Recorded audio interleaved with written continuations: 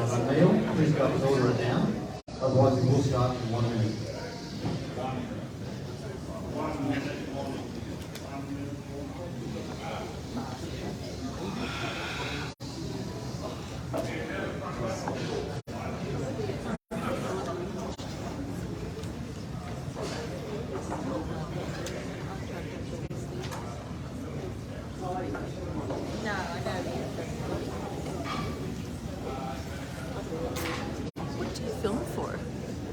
There's a Jindabyne Chamber of Commerce. Oh, okay. Like a record of the evening, or for you. I see. For people that can't make it, you know. Okay. Yeah. Thank you. I saw you at the Hydro thing months ago. Oh, okay. And I saw you filming everything, and I didn't know what it was for. Yeah, so, sure. Jindabyne Chamber. Yeah, well, that, we organise. So you're kind of taking the minutes by video. Yes. Yeah. Pretty much. Okay. Thanks for that. That's okay.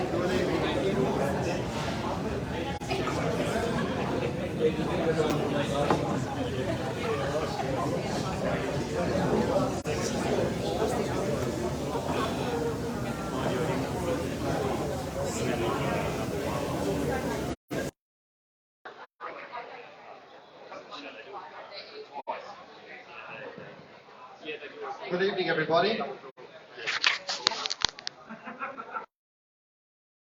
Good evening. Thank you very much for coming tonight. It's a tradition for the Chamber of Commerce here in Jindabyne to hold a Meet the Candidates evening at every election, be it a federal, state or local. And we're proud again to hold tonight, and thank you all for a good turnout. This election we've got 7 candidates with Monero, and we've got 6 of them here in front of us. This morning I understand that the Fishers, Shooters and Farmers Party also put up a candidate. We tried to get in contact with him, but couldn't reach. So we're satisfied ourselves with 6 candidates.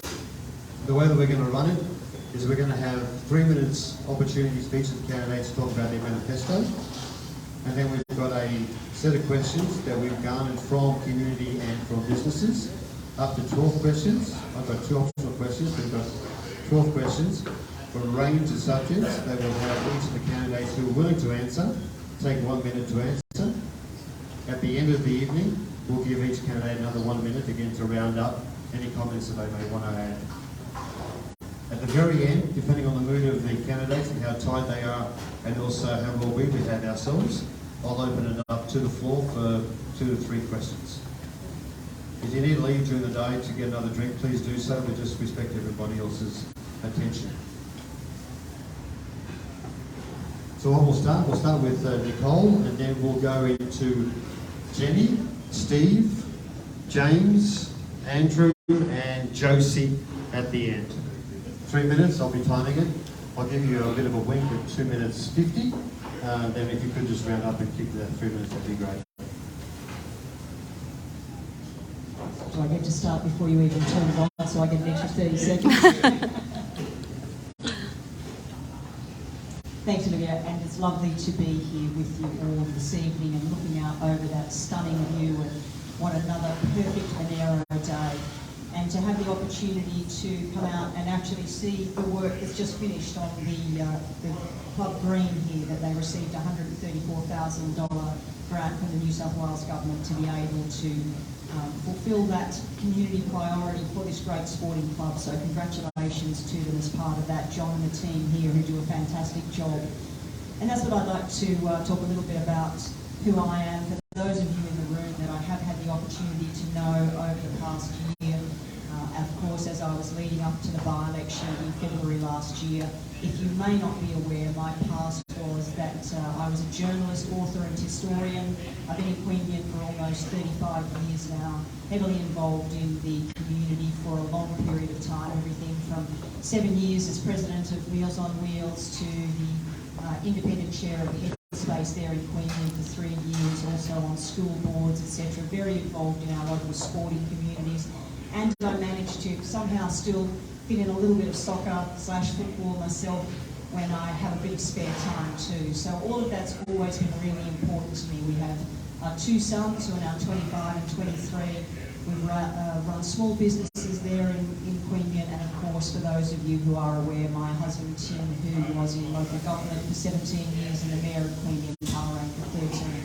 So I've got a fair bit of experience across a range of areas that I feel that I bring to this work that I've had the honour and privilege to be able to be doing over the last year. In fact, it's almost a year since I was sworn into Parliament on March 22nd, and in that time I have managed to not only get across the issues that are important to you and that are the community priorities, but also be able to deliver the solutions that we need, working together to be able to make not just Jindabyne but the wider region, the wider Monero, continue to be the best place to live, work, run businesses, have careers, raise families, and that's what I want to be able to continue to do for you. Deliver on not my vision for Monero, but your vision for Monero. We have so many exciting initiatives. We've already seen so much delivered for Jindabyne, from a $13 million police station, a $3.3 million brand new for the first time public library. We just announced a new ambulance station last week. We're still building on so much infrastructure, but it's not just about the infrastructure and it's not just about the money. It's about we the people who live here and call it home. It's what you want to see for the future of this great area, and that's what I want to be able to continue to help you deliver. And what I've been saying is that I've had that track record of being able to do that over the last 12 months, and I look forward to being able to continue to do that for you.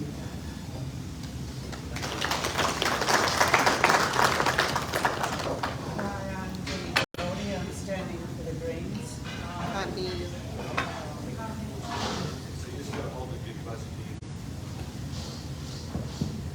Sorry. I'm standing for the Greens. My name's Jenny Goldie. I live in Cooma. Before that I lived in Micalago. Been in the electorate for 28 years and in the general area for 35 years. I'm a former high school teacher and science communicator with CSIRO. I'll just talk to you about why I'm standing. I'm standing for three major reasons. Climate action, to protect nature and to invest in people. I care very deeply about climate change. Back in 2011 I helped set up Climate Action Monero and to educate the public about climate change. Jindabyne is directly affected by it. Snow cover is diminishing, has been since 1950, and because of climate change, and it's going to get worse.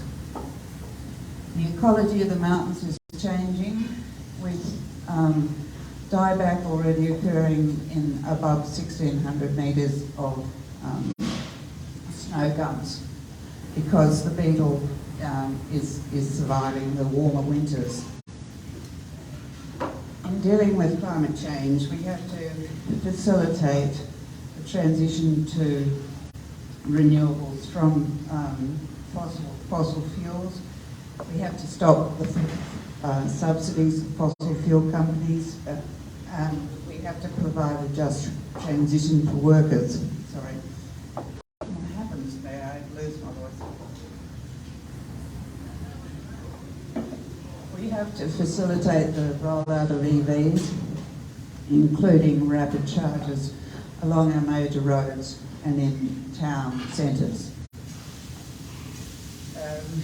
Secondly, we have to protect nature. That's the other reason I'm running. I'm a zoologist, and if you want to preserve species, you have to preserve habitats. So we have to stop cutting down native forests, and we have to control pests and weeds. We have to stop, we have to facilitate the plan to get rid of, Brumbies in Kosciuszko National Park, get them down to 3,000, and after that get rid of the rest. We also have to get rid of deer and pigs, which are destroying ecology, the alpine region, and weeds, which I know all about because I was on a property. That was 3 minutes.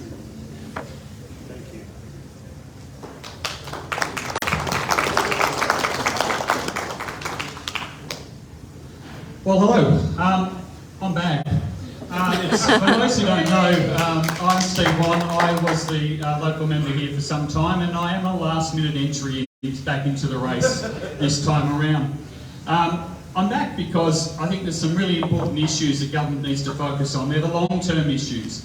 I've got really worried about short-termism in government, the sort of government which is about check handovers and just showing up and promising things for the next term. I want to see us investing in things like making sure our schools and hospitals are staffed properly over the long term, making sure we retain those critical employees by rewarding them well, not capping their wages at levels where they over a long period of time lose real value, but making sure we keep those people in the system and are able to actually provide and build a smart society where people can expect to earn a high income because they are highly skilled. That's the sort of future for New South Wales that I'd like to see, and in our region as well.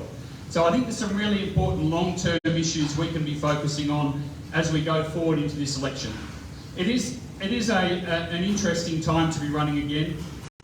There is a lot of challenges out there, and I've certainly spent a fair bit of time in Jindabyne over the years.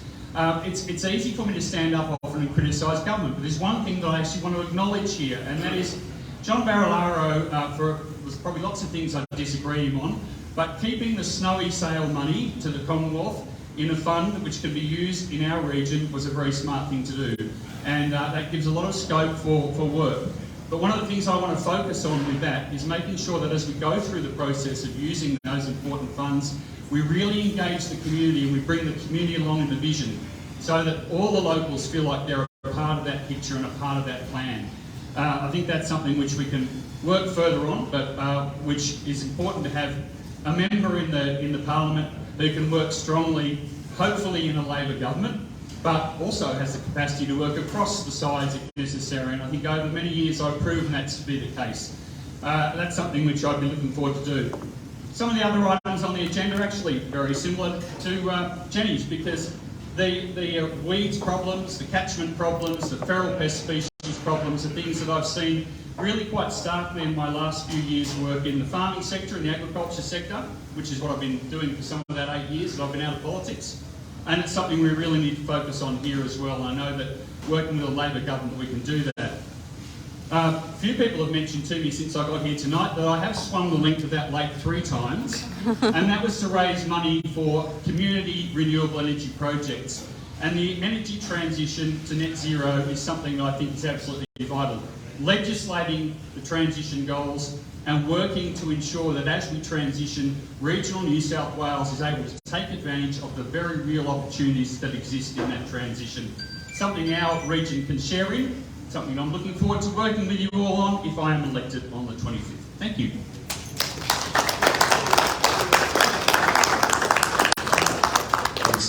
Thanks, Steve. I'm sure the lake was about half the size when you swam it, was it? Politician. Anyway, James Holgate's my name. I was born and bred in Cooma. Used to come through Jindabyne a lot when I'd go skiing. Seems to me the snow line and my hairline have both receded at a fairly similar rate, unfortunately. But no, look, I ran as an independent in the 2016 federal election. Traditionally, I've been a swinging voter, voting for the major parties based on the strength of the policies. I like to consider myself a thinker and to have a look at the issue in front of me that matter to me. I'm pragmatic. The last time I voted for a major party positively was in 1996, and the side I picked lost. And ever since then, there's been a degradation in the quality of debate, and for me, as a realisation from living overseas for the best part, most of the 30 years I spent working in the diplomatic corps, seeing a lot of different policy governments, varying degrees of competence, and it sort of occurred to me that our interests are not being served by the major parties. It really is the vested interests of the major donors. The major parties cannot enact policies that go against those interests, and I think it corrupts policy. Now, there was a by-election for Edmund area, you might recall. We've had lots of elections. Like every time there's an election, I get a haircut. So it's not all that often, but anyway. I was doing a ring around to all the other candidates to see where I should direct my preferences. And I spoke to the Sustainable Australia Party and said, what? Protect the environment, stop overdevelopment, stop corruption. You're talking, what, science and evidence-based approach to policy? I'm 100% a no-brainer for me to sign up to put that number 2. Since then I've been approached to run, and it's easy for me to look at policies and make the decisions based on good science and evidence-based approach to policy. That's what we're all about. So, yeah, I mean, I largely agree with a lot of policies on both sides and everything in between. That's not to say I want to do a Groucho Marx and say I do have principles, and if you don't like them, I do have others. But no, seriously, if I'm wrong about something, convince me. I'm happy to sit corrected.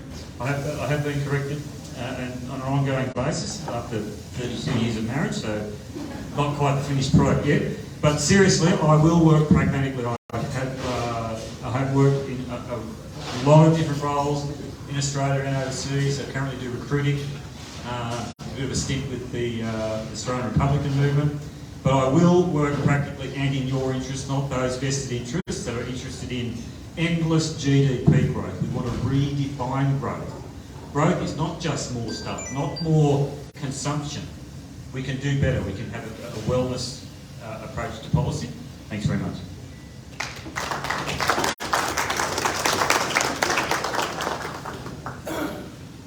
Do I need to introduce myself? I'm Andrew Thaler, the bloke that is trying to fight the rate rise increase, the bloke that's trying to hold council to account to its promises, and the bloke that gets between the parties and explains it in plain language, sometimes colourful language, so that everybody can understand where we're at. I'm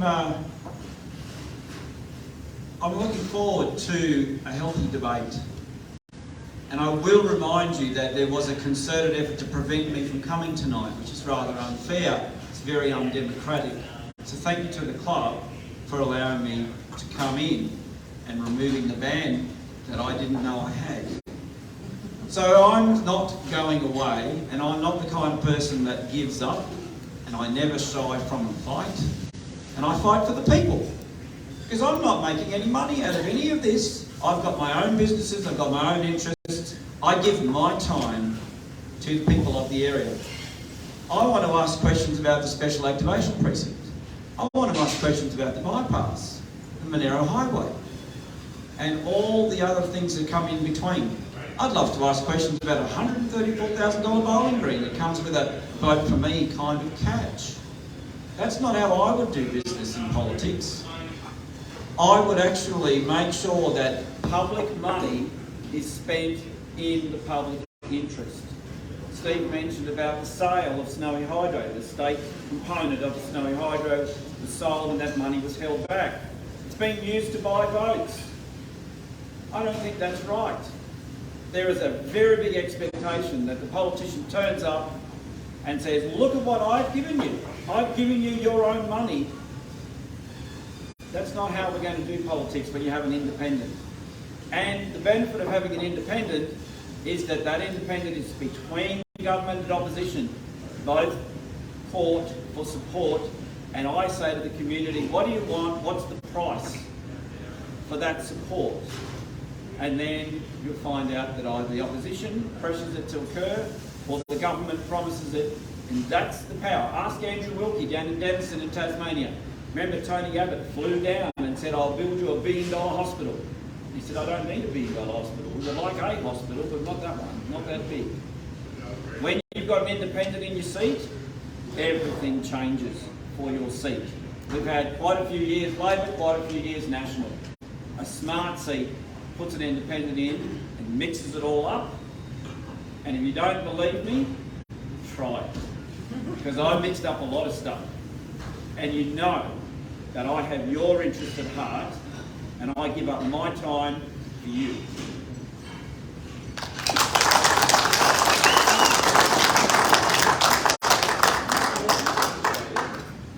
Hi everyone, I'm Josie. I'm here for the regulars. It's not working. Just right up to your mouth.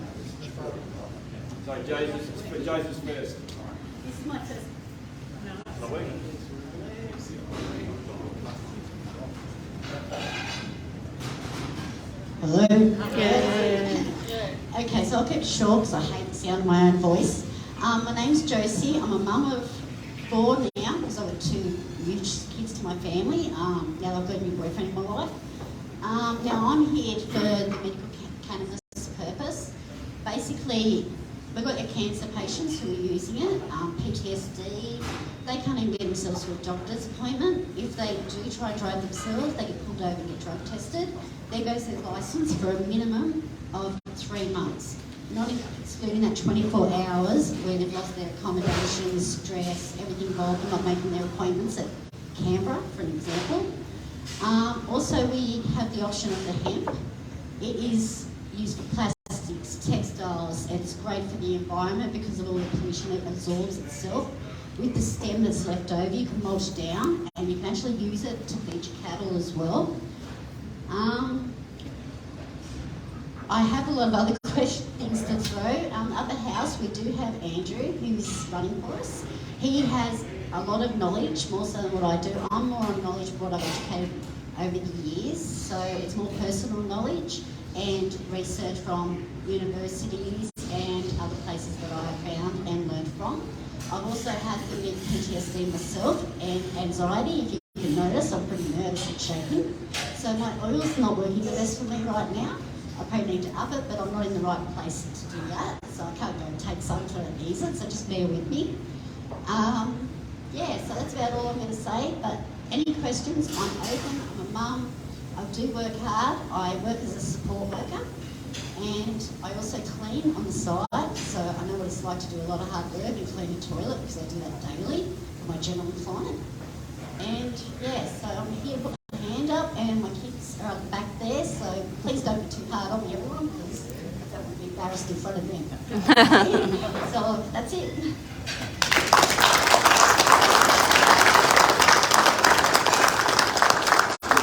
Well done, Josie. Question time. When we first planned this, we started asking the community what sort of questions you wanted to ask the candidate. We had quite a few replies, and I've aggregated these into certain topics. They're both business and they're also community-based, and they're in no particular order. I'll ask the question, and then if you want to answer it, put your hand up and I'll give it to the first person. We've got 1 minute to answer them. If you want to make a reply, you want to make a comment, please hold your comment until it's time for your turn. There's a growing sentiment that the amalgamation of 3 very different councils into one regional council has failed in its intention and is no longer fit for purpose. The evidence is clear with proposals for massive right increases, the establishment of a rate and residents association to hold councils to account. Sorry. I've only got 3 minutes to provide the question. Lost Naked Ventures, do you support the Demerger Alliance's 5-step plan? It's part A. Part B, whether you do or you don't support the demerger, what would you do to repair the inequitable state funding of rural councils? Excellent. Who's the first taker?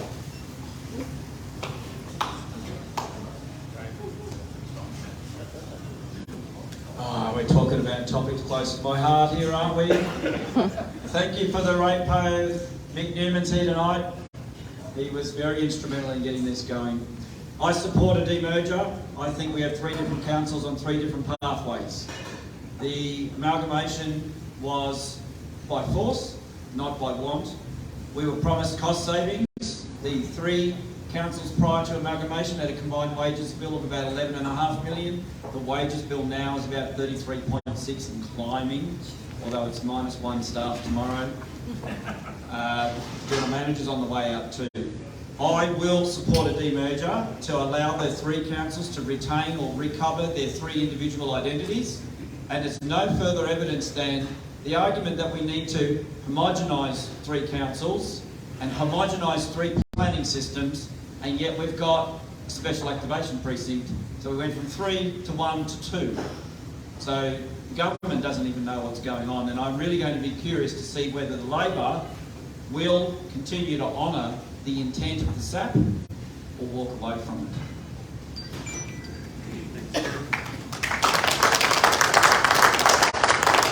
In my last term as your local MP, I actually effectively vetoed an amalgamation because I accepted an argument from the Bombala Council that they were comfortable with the level of services they provided and their ratepayers were comfortable with that.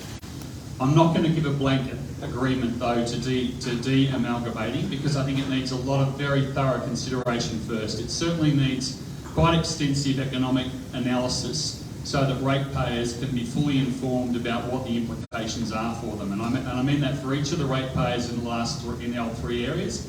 And I certainly wouldn't support it unless I had seen an extremely reputable, I suppose, independent look at that and ensuring that the communities aren't worse off. And that means those communities also being able to put enough money aside for their asset replacement over time as well. I would also want to see a plebiscite of the community to make sure that they actually agreed with it. So it's definitely not a blank check on this, but it's not an absolute no either. There's a lot of work that would need to be done to convince me that that was something which was in the best interests of all ratepayers before the egg got unscrambled. The Greens support a plebiscite on this issue. It would require 50% of the vote plus one to pass a demerger question. I don't think it would pass though because the latest statistics I've seen is that only 22% supported the demerger. Now, it might all surprise you to hear that I actually agree with some of what Steve is saying there, that in the end it is about what the community's expectations and desires in this space are. But there is a lot involved. It's not just council being able to make that vote to go down that path. The community does need to be fully informed and abreast of what that means. We are now 6 years down the pathway of what has occurred. Some $20-odd million has been invested in Snow and Aero Council alone in order to bring this to the state that we're at now in terms of bringing the councils together. What we don't want to see is particularly our smaller councils fall into more difficult circumstances, financially and otherwise. We need them to be able to stay on top of and do the work that they need to do. And from a state government perspective, that means that we have to be able to continue to support and back councils to be able to do their jobs better for our communities. So one of the things that I have, well before I got into politics, advocated for is local government reform. That's what we need seriously to be looking at so that we can address these problems fully.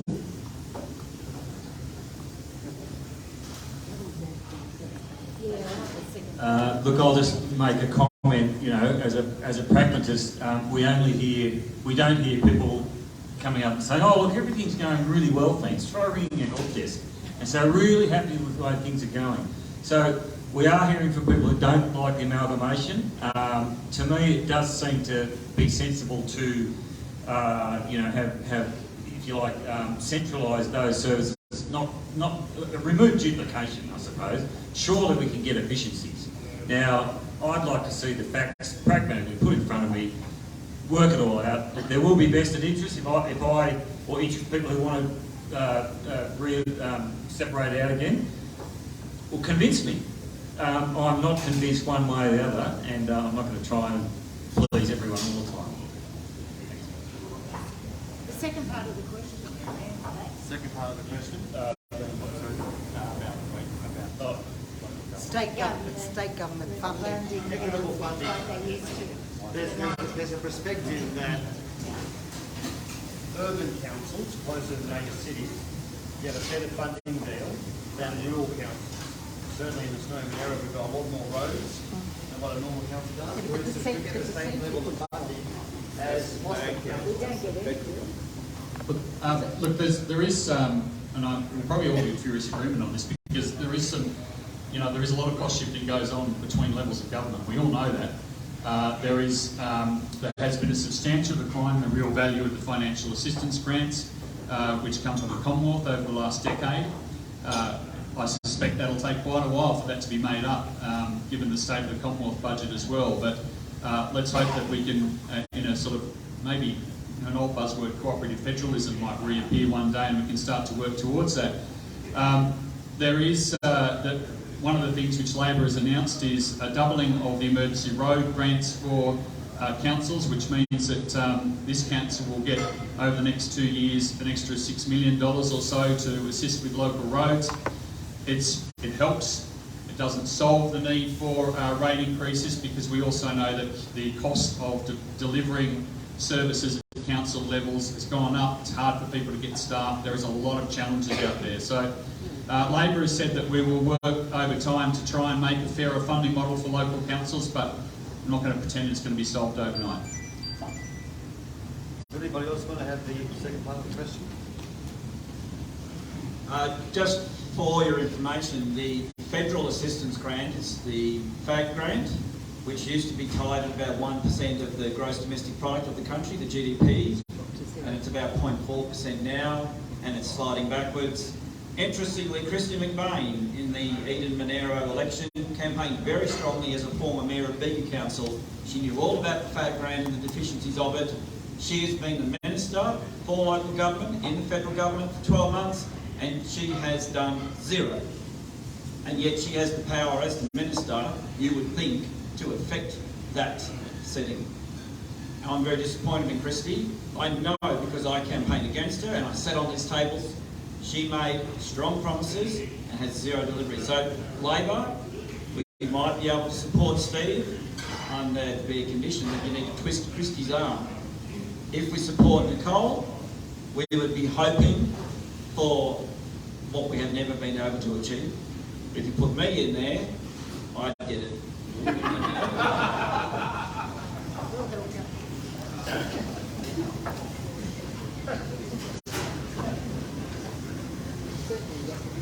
Question number 2. The lack of available housing in Jindabyne is clear for everyone to see, as is the lack of initiative from the state government. The problem in Jindabyne started many years ago and has been exacerbated by allowing the short-term rental accommodation in every suburb across New South Wales. To the candidates, what do you see as the problem, and if elected, what would you do to effect immediate change?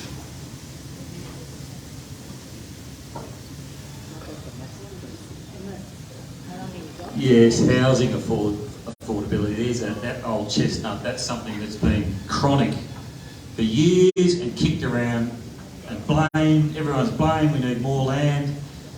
Land prices, building prices and so on. It's blamed between parties and between different levels of government. We seek to stabilise land prices. We want to give planning control decisions back to local councils and stabilise house prices through a demand from the demand side. We want to reform some of the capital gains provisions in the taxation system.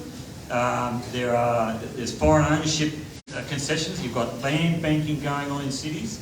The whole thing's a mess, and there's all these vested interests who want nothing but more and more development. More roads, more houses, they make more money out of it. Retail, there's developers, obviously, all the interest in pharmaceuticals who just want more and more growth, redefine growth. Let's stop this unsustainable path, and we can stabilise land prices, and then you won't be enslaved by basically these huge mortgages. You can do things that you actually want to do. So from the demand side, I think we can make reforms too, but stop blaming everybody else.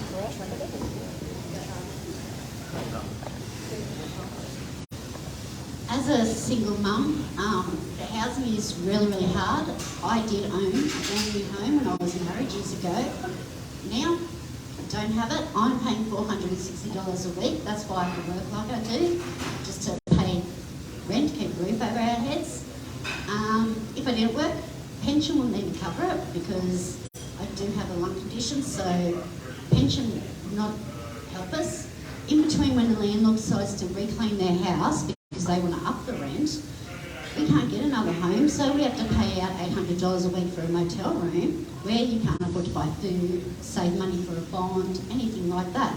So for the housing crisis, it is disgusting. I'm horrified being a mother Also watching my ex-husband who has the money to afford to pay for it. I'm now seeing him fall behind his maintenance because of his mortgage just keeps going up. So in that case, it's going to fall backwards in other areas, which affects me. Sorry, but that's my personal opinion on it. Lisa and I have helped quite a lot of people over the years with housing, and we've watched the problem. A lot of the driver for this is unimproved capital value of land that is set by the government. And the government looks at your productivity output of the land and says, you've been very productive, your land's now worth more. So there's a feedback loop, because you need to be productive to pay the fees and charges. We're seeing electricity going up because of a rise in commodity prices. We're seeing a lessening of housing stock available, and everyone wants to blame Airbnb. I had a really controversial idea given to me the other day. What about if we could attack the divorce rate? Every time a couple divorces, they need 2 houses. There were in one. I hadn't thought of it from that perspective. There are many ways to look at this problem with a fresh set of eyes. The big problem is going to be this land tax agenda that the government is on. They want to convert from paying stamp duty to an annual land tax. A land tax needs higher land values to raise more money to pay for all the things that the public demand, roads, footpaths. I have great empathy for Josie because I've helped a lot of people like her, and I'm seeing this problem get worse. We need to help people like Josie as much as we can.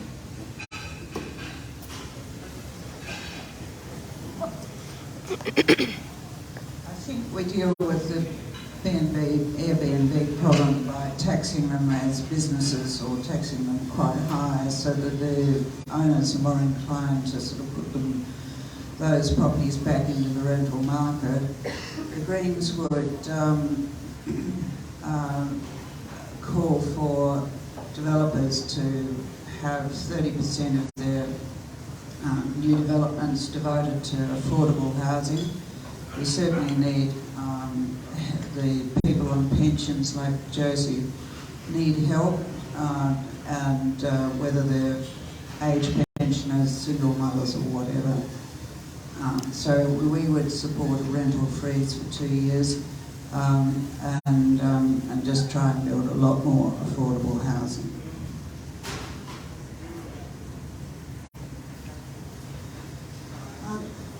This is really a problem that, as James has pointed out, that we know isn't new, that we have been facing for some time, and it's not just Jindabyne, it's not just Monero, it's across the state and across the country. And what's required now is new and innovative ways of how we might be addressing this into the future. So one of the most important initiatives that we've had in potentially being able to come up with new ideas around such things is what we're seeing in Cooma right now. A $15 million investment into being able to bring together various stakeholders and levels of government in order to achieve outcomes. So we have the local council, we have the state government through Crown Land and planning, and working with the local Aboriginal Land Council as well. And what that's doing there at Polo Flat is opening up what could potentially be a 300-dwelling development that will offer social and affordable housing in that space. So these are the sorts of things that we have to be able to look at outside the square and be able to achieve more going forward. Thanks. And affordable housing is a problem right around the state, but it's become a particular problem in a lot of regional centres. And I know this year a lot of our tourism operators here are extremely concerned about where the seasonal workforce is actually even going to live. I've heard that from many who I talked to in the mountains just over the last few months, last year. There is a number of things that Labor is proposing to do on the housing side of things, one of which is a program of build to rent, which is to look for areas for development and actually put as a condition on it that the buildings are built for long-term rental, and that would actually be governed by a government agency overseeing that.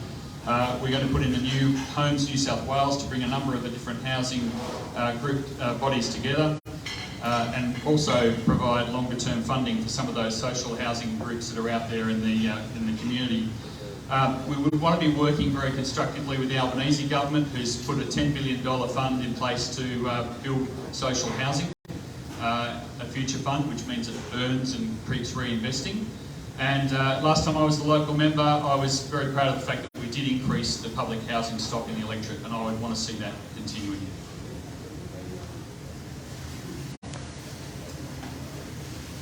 Question 3. The Snowy Mountains is known for its pristine environment. However, the National Park's ambition to rid itself of feral animals, such as pigs, deer and horses, have come to naught. The problem will not be solved in Macquarie Street. It is estimated there is 1 deer per hectare of land in the National Park. What are your thoughts on the management of the park, and how would you improve the park?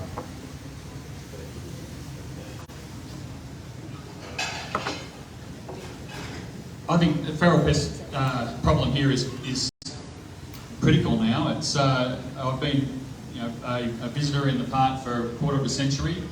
I've seen the feral pest species increasing exponentially over that time, and over the last decade of really complete inaction on the Brumbies issues, we've seen the population explode there. At the same time, we've seen deer and pigs and also weed species.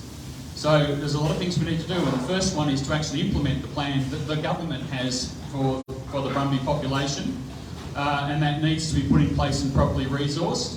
Everywhere else in New South Wales, we accept the fact that hooved animals shouldn't be in streams and rivers, and we fence them. We fence the riparian zones. We can't do that in the Kosciuszko Park, but we can take the pressure off the most sensitive parts of the park and leave a smaller, more manageable population. The deer problem is severe. We need to be increasing, I do want to see, and I would be advocating increasing numbers of staff for national parks, specifically to focus on weeds, fire control and pest species. And Labor would also want to be stepping up efforts on feral pest species right across the state. It's a bloody big job, and some of you know I've been working on the Murray-Darling Basin stuff for the last few years. It's one of the critical things about catchment health for our country, to get on top of some of these issues. Yes, we have a management plan for Brumbies, and that should be supported and properly funded so that the culling of the horses can take place in the most humane and rapid way possible. The Greens policy is actually, as I said earlier, to eradicate Brumbies completely from the National Park because of their effect on the fragile alpine ecology. As for deer, they're not only a problem in the park but also on private land, and we need to fund LLS properly so that they can be controlled.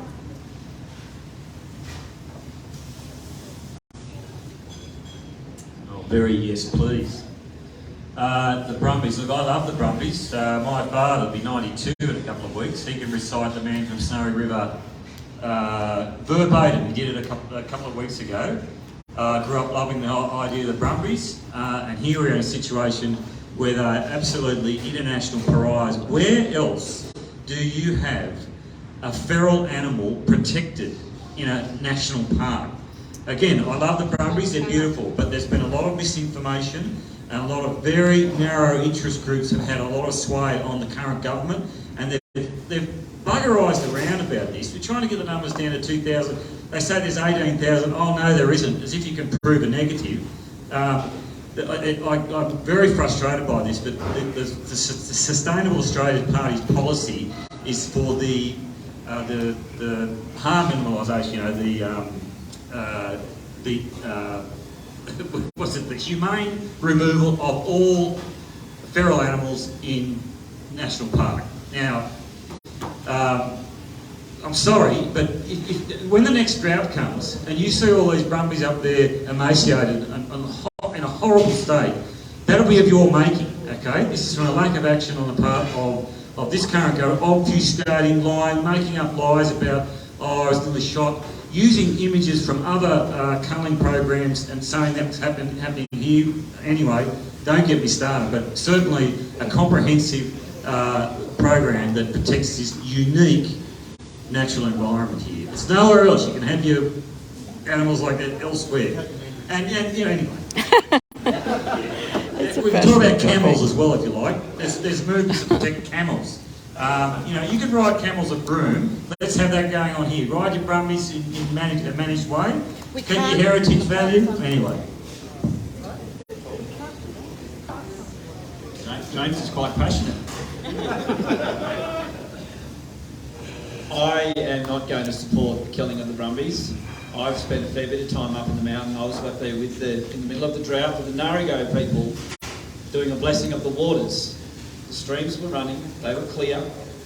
And a lot of the talk has been about the stumpy galaxis. March 4, Sydney Morning Herald. It's it has a funny name, and it's been in Australia for millennia, despite only being discovered in 2014. Now the fight is on to save the endangered stocky galaxis fish from introduced species such as trout and its latest adversary, Snowy 2.0. So we need to bring the debate back to reality. There's plenty of room for horses up there. The plan of management did set aside quite a lot of land at Long Plain. Where did the government allow the horses to be shot? At Long Plain. There was a protected group called the Greys. They were the ones that were shot. The government's lost control of national parks. The greenies are in control, and it's a bit extreme. I want to calm it down, rein the horses in. It's a bad expression. We need to reset, because the final word is, I did a video of a horse doing a poo. And that's now 7,500 views. It's going all around the world. There is an enormous tourism potential between your mountain bikes in summer and your skiing in winter. You've got horses in your slack season. You're a tourist town.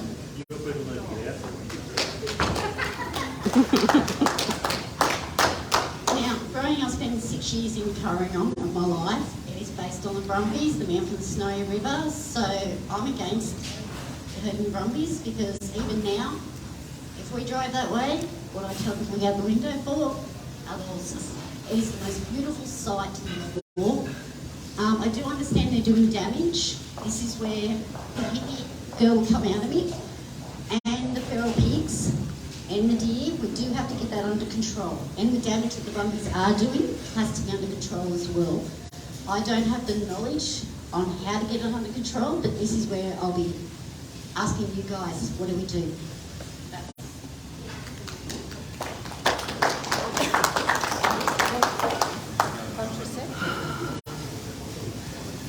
So as you can see, every time we mention Brumbies, the amount of emotion that inevitably erupts. But the real point about this is that the focus is always on the Brumbies, when we should be focusing more on the damage that's being caused by so many other animals as well. Those feral deer, the feral pigs, foxes, cats, everything else that we need to be making sure that we are addressing as part of this ongoing and, yes, building problem, particularly when it comes to the deer. I saw a dead pig on the side of the road at Breadboat just over the weekend. That's the type of problem that we're dealing with now.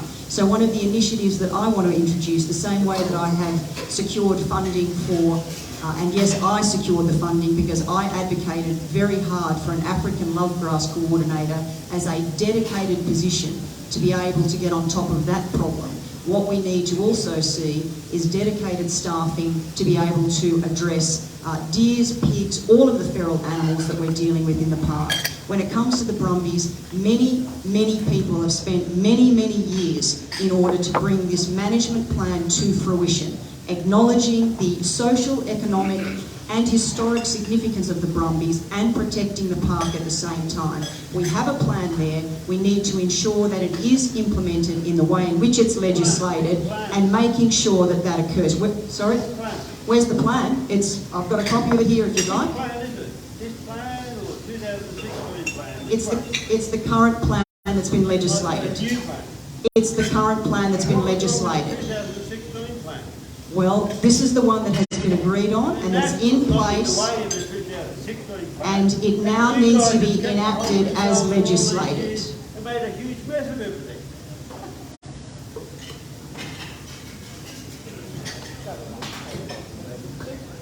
Which plan?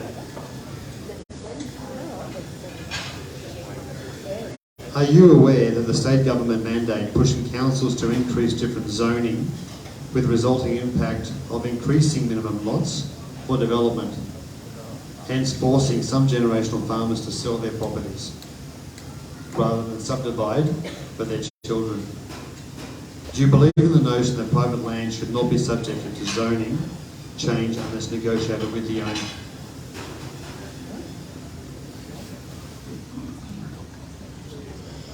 You wrote these questions for me, didn't you?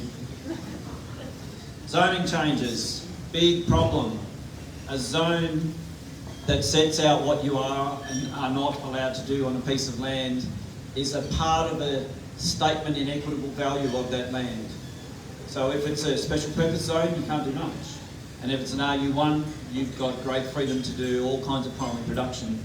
We currently have a council trying to change a lot of RU1 land to RU2, and they're trying to raise the minimum lot size up to 200 hectares, which is a significantly large piece of land. If you do an analysis of the lots around the Shire, there's very few lots, 200 hectares in single size. So you might need to buy land off your neighbours, again, imposing something that's unnecessary. We go back to the affordable housing. You can't have a house on farmland unless you've got 200 hectares. Well, that's not helping the affordable housing problem, is it? What about people putting a second house on their farm? What we're seeing is ideology being placed in front of practice, practicality. We're seeing planning staff driven by agendas from Sydney that we don't understand. If you look carefully, like I did, at this new agenda for RU2, they originally superimposed 40% of the Shire to become RU2 or E3. Now they've changed it. They've taken the Tindery, the spine of land from the Tindery, Queanbeyan down to Jindabyne, Sydney water catchment zone. It's only on the eastern side of the mountain, not the western side. There are agendas under agendas. We are confronting them as a people, and that's again why we're here tonight.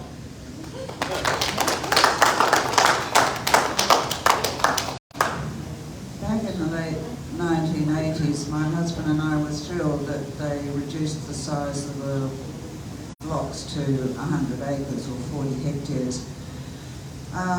We bought one in Micklago on Murrumbidgee River and lived there for 23 years, but I have to say, looking back and looking at the way hobby farms are cared for or not cared for, I think I'm in favour of the current rezoning. We have to keep agricultural land as precious. We have to maintain our food and fibre production. We have to make sure that farms are viable, and that includes size.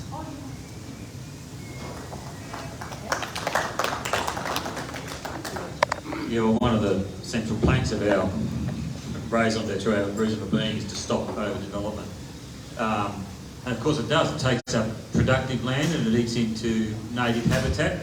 The koala is endangered in relatively recent times in New South Wales, ACT and Queensland. And I put that 99% down to cutting down habitat, and that's from overdevelopment. So this is a problem, and this growth, this endless idea of growth, if the GDP, and that's not a good measure of well-being generally, if GDP grows by 5%, the population grows by 5%, what you've got is no real growth, if you ask me. I mean, convince me otherwise. But what happens is that we, those who aren't funding the major parties and the developers and so on, put up where the bunnies who get more congestion, more pollution, less habitat, less amenity. We need to redefine growth. I think there's a number of questions in this which are really for councils, and councils have a number of different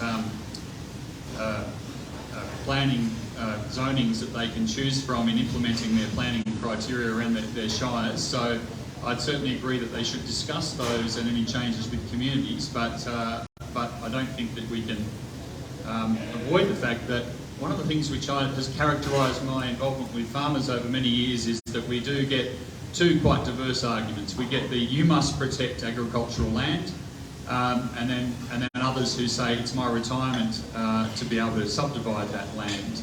The two things are sometimes not compatible, and it is often a difficult debate to have with people. Yes, communities should be consulted, but consulted about the zonings in their areas, but it's really something which it's best to talk constructively with councils through, rather than have a state government attempt to impose from the top. Again, I'd say that I would agree with Steve on that. This is a council matter. We need to be making sure that councils have the pathways through that to be able to address this, and the community consultation is the most significant part of it. We do have to be taking into account those differing views, but the protection of land, as we've mentioned, and also having those opportunities available to us. It is a really difficult one to have that balance, but that's certainly what's needed, and I think what we're possibly hearing more on the ground at the moment is communities that feel that they're not getting that consultation with their councils that they need. So I think that's something that we could work towards better addressing, and making sure that if these sorts of decisions, these planning proposals that are coming forward, changes in that regard, that the community are aware of why it's happening, why it's needed, what the potential impacts on them are going to be, and that they also have that opportunity and the wherewithal to be able to present when they have concerns, when they have those issues about it. Consultation is always the key.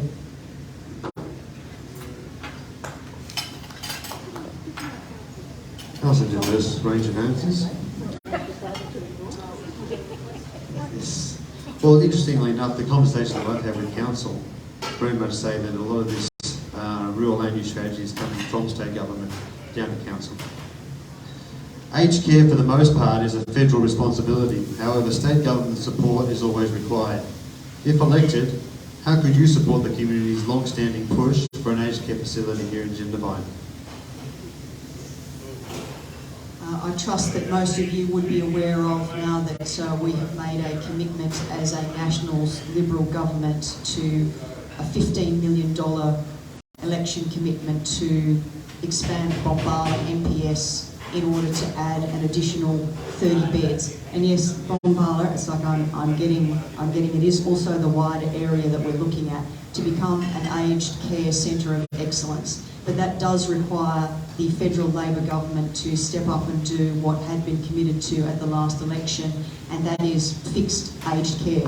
And we had these conversations with the previous federal government as well, because we need an additional $22 million in order to be able to do that. But that's stepping up at the state level in order to see it addressed. As part of the Special Activation Precinct and the Community Advisory Group meetings that went forward last week, aged care is most certainly being looked at, being able to be provided for as part of the development and the master planning that's going forward. The most important part of that is the identification of suitable land. And I know that there are various debates around where that land should be, but that's the first step in the process, and we are making sure that we are building into that master planning the opportunity for that to occur. Jindabyne, a good idea was put to me today that the old school that's been, or the school that's been vacated, should be converted into an aged care facility. It certainly would be a cheaper way of providing aged care, which is badly needed in this town.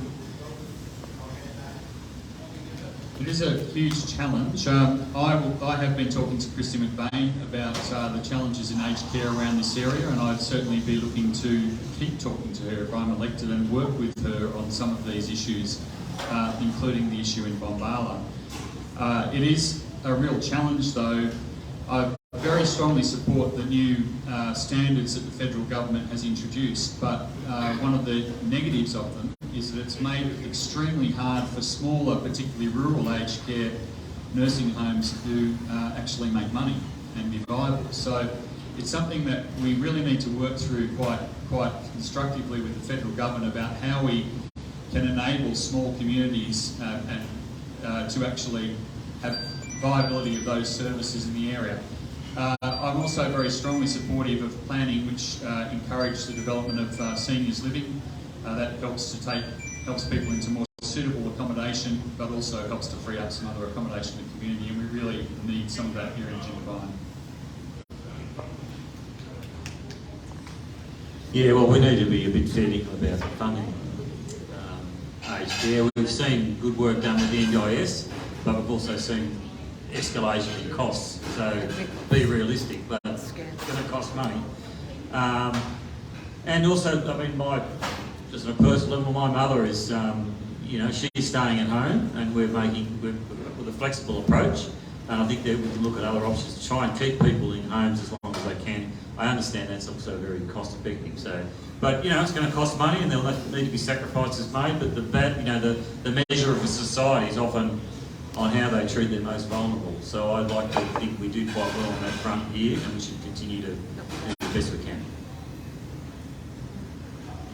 You might have seen a video I did last week where I read out large sections of the report into the council who was assessed against the aged care standard, and they failed pretty much everywhere. Where it's crucial is they failed in clinical matters. That's where people die. So they hadn't updated their clinical treatment plans, and that is a very big problem. Now, that's a big kick in the bum, and I know the council is addressing it quite quickly. It's been talked about inside.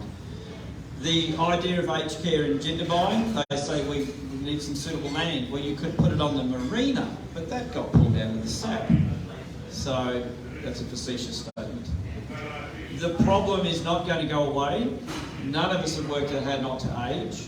It requires you to turn up to your council meetings. I'm a big supporter of ageing in place, and that's where you are allowed to grow old in your home, where you are comfortable, where you know where things are. It's an unfortunate part of life, getting old, but it's about being comfortable. There are many jobs created with ageing in place support through councils, and local government is unfortunately going to be where the solutions are found.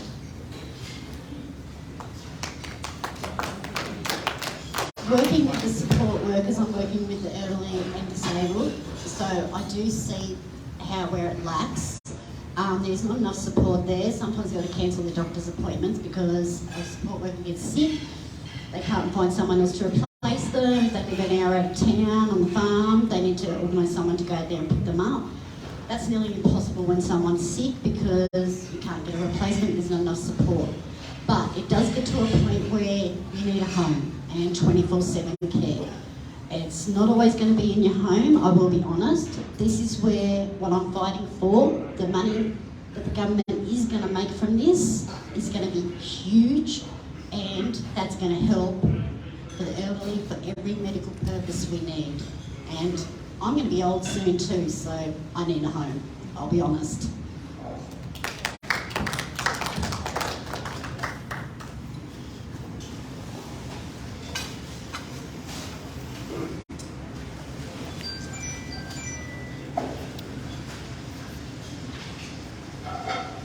Three questions to go. There has been a significant planning and effort invested recently into the Snowy Mountains SAP, the Strategic Activation Precinct. The only tourism-focused SAP at this stage in New South Wales, so it's very special. Even the people working on the SAP will tell you.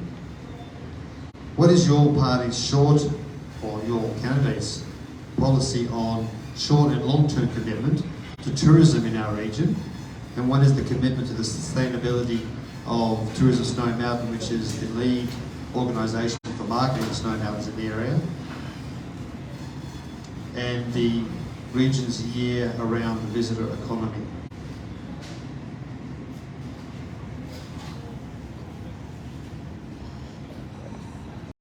Well, tourism is obviously a vital driver of the area. I'm a skier and a mountain biker, so I'm one of those frequent visitors to the area. I do think that we've got great opportunity to continue to develop the tourism here within the working with the parks and the beautiful natural surroundings that we've also got to offer. I wasn't aware of viability issues for tourism in Snowy Mountains, but I'd certainly be happy to work with them on that. In the past, we've been able to fund specific projects and those sort of things. We do need to address the issues around accommodation for the workforce. That's obviously key. And we need to continue to work how we keep that balance between tourism and a national park and preserving the balance in that as we go through. But I think there's a great future for tourism in this area. I've seen, you know, the incredible change in Thredbo, for example, since mountain biking's come in the summertime, and the finance that's driving in the area, it's great to see that happening. So I think it's a very exciting area, and I'm 100% committed to working with the community to make it all work for the community and for it to come back in and drive the welfare of this community. Someone reminded me yesterday of Lord Howe Island, which is an island, and they have got limits on population growth and on development in the island in order to preserve it. And I think we have to apply that principle to Kosciuszko National Park, and I would agree with James, there are limits to growth, there are limits to development. So by all means promote tourism, but only up to a point. We have to preserve the natural environment, natural world.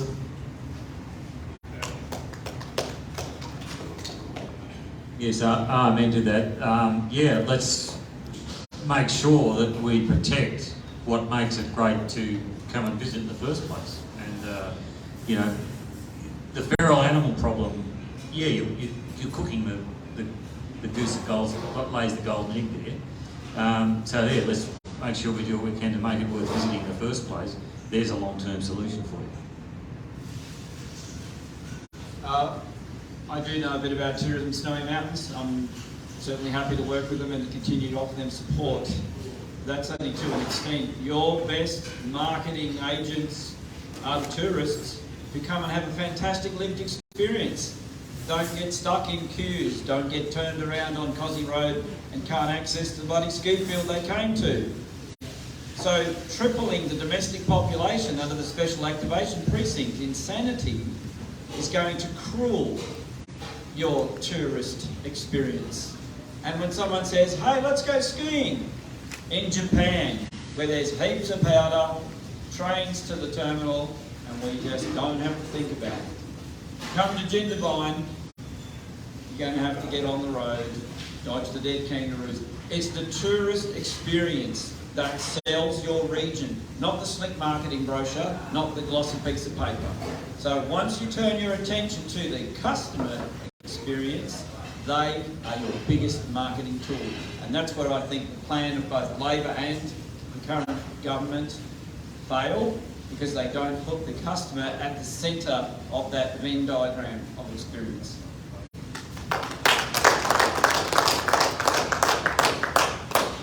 I'm kind of agree with you there, to be honest. But your future is your younger generation. They're the ones that are going to be coming up here to ski. I'm at the stage I'm too scared now to get on a set of skis because I'm going to break something. I still get out on the water and ski behind the boat. Won't move for 3 days afterwards because I'm so sore. But the younger generations are going to be the ones that are going to come up here, Instagram and selfie this, look at me. And people in America, Canada are going to go, we want to go to Australia. And that's what we're seeing, where people are going to Sydney to look at the Opera House. They're coming from China, Japan, everywhere. And that's how they're doing it. They're using the internet. And we're not onto that, like the younger generation. This is where we need to educate ourselves and start using it. And also, you have 6 months a year where you don't have the snow. Correct me if I'm wrong. Sometimes you get a little bit longer, sometimes a little bit less. But this hemp growing will be another market as well. So you get tourism from that, and it'll create jobs as well. So 6 months a year there, and 6 months a year up. So, yeah.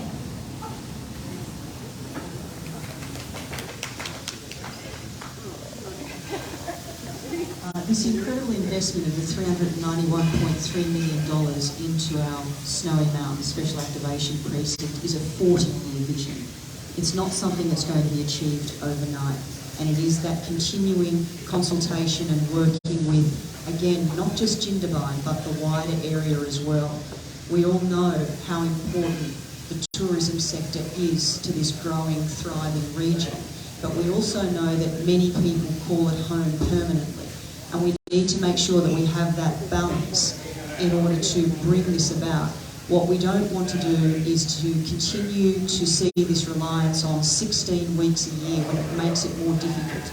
We do have to have that ability to expand our offerings and to be able to present the magnificent advantages of this wonderful place further afield. That's what this visionary plan is about. And it's making sure that we can all be a part of that everyone has the opportunity to benefit from that, from residents to our local businesses, to our workers that we need to bring here as part of it as well, that it continues to make us a hub where people want to come and live and work and call it home, just like we all have the opportunity to do. So it's a great thing that we're seeing have happen here. We want to make sure that we realise it to the best possible advantage. And sorry, in relation to the last part of your question, tourism snowy mountains, I've obviously already met with the group. I have been supportive throughout my time as the member, and you know that I'm doing everything I can to be able to have that continuing partnership because TSM does do a fabulous job in that space. And for full disclosure, I'm actually a skill-based director of Tourism Snowy Mountains as well. Jindabyne and the Snowy Mountains has a strong and diverse cultural and historical heritage. Starting with our rich Aboriginal journey, our colonial past, the Snowy Mountain Authority, the National Park and the ski industry, and who knows what's going to be ahead of us. The previous government allocated funds for a business case proposal for a heritage and cultural centre. If elected, would you support such a important legacy of the area?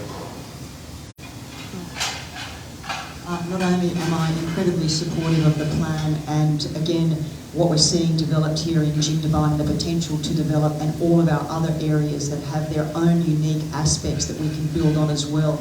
But not only am I very happy to say that I'm supportive of it, I have actually managed to secure almost $40,000 in funding in order to see the feasibility plan, which was done back in 2018, actually updated so that we can have more information and detail and better able to facilitate a business case for taking that forward. Yes, I certainly support such a centre, but I would like the emphasis to be on the Aboriginal heritage.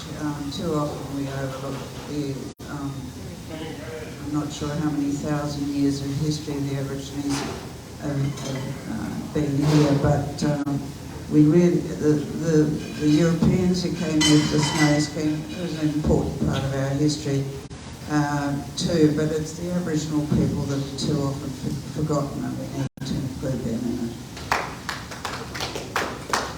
Thanks. We're in Narragain country, and I should have acknowledged that at the start, and I apologise for not having done that. Acknowledge the Narragain people. It is important to be able to show off our heritage and have people be able to see the important things that have been done in the area. We've got some wonderful history that I think I've got almost every book that's ever been written on the history of the ski industry in this area, and a lot of the snowy skiing as well, because it is fascinating stuff. There's absolutely no doubt about that. But I'd also love to see a facility which allows us to honour the Narragain and Indigenous heritage and our European heritage as well. There's some great ideas around for further commemoration or further museum on the snowy scheme in Cooma. Build on the one that's already in Jindabyne, which was opened when I was last local member. So some great stuff around. I'd love to see this business case, and I'd be very happy to support further applications as we go forward. Yeah, thanks. I agree with the sentiment expressed just before. Look, it's but when you say we've secured, I've delivered with politicians, they're using your money, okay? So when I've delivered, I didn't build the bridge. I'd like to have a centre as well. These things cost money. And indeed, I'm into the idea of preserving, or I guess we've come a long way as far as Indigenous heritage appreciation goes, even in my short life. When we're talking 60,000 years. Just as an aside, that's a pretty sustainable model, I would say. But I don't know if I've got the palate for eating bog or moss just at this stage. But anyway.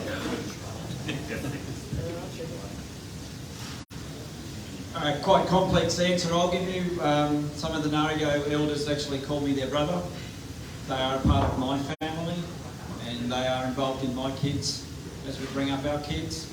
We have done a lot of work in the park and found a lot of Aboriginal artefacts, and we're trying to help them tell more of their story and discover some of their story which has been lost to them over the years. We found some women's places and a man's fighting place out at Jindabyne, just about 10 k's behind where I live. I'm an engineer nut, I'm an energy nut. I love Snowy Hydro, I'm not a big fan of Snowy 2.0. I see the future of renewable energy opportunities alongside tourism and other activities, you know, your pastoral and your primary production activities. I like the idea of cultural centre. I don't know that Jindabyne's the best fit because there's a lot of thought about putting it at Jindabyne, which is on a main highway route, because they have a lot more history in Jindabyne. Maybe we might need several aspects of the cultural centres or multiple cultural centres, because when you really stop and think about it, the story is so much bigger than we understand, and it might take several goes to tell it. I particularly like the old timers who have bought their own truck and they've got all the snowy photos and they've been bringing it to some of the shows. It's fantastic. I really encourage you to go and have a look. There is so much history to tell, and if you go to the Adaminity Museum, some of the stuff in that museum came from my scrapyard.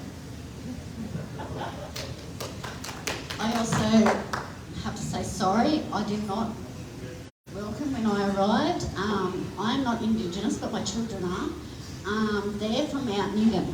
Their family is, so they're from way out west. So over the years, they've come from a stolen generation, which their heritage has actually been lost.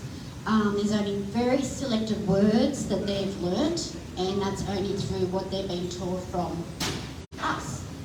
So I do support this cultural centre 110%, but it has to be based on the Europeans as well, because we have moved so far ahead. And I will say we have major fights on the 26th of Australia, because my family come on the first fleet.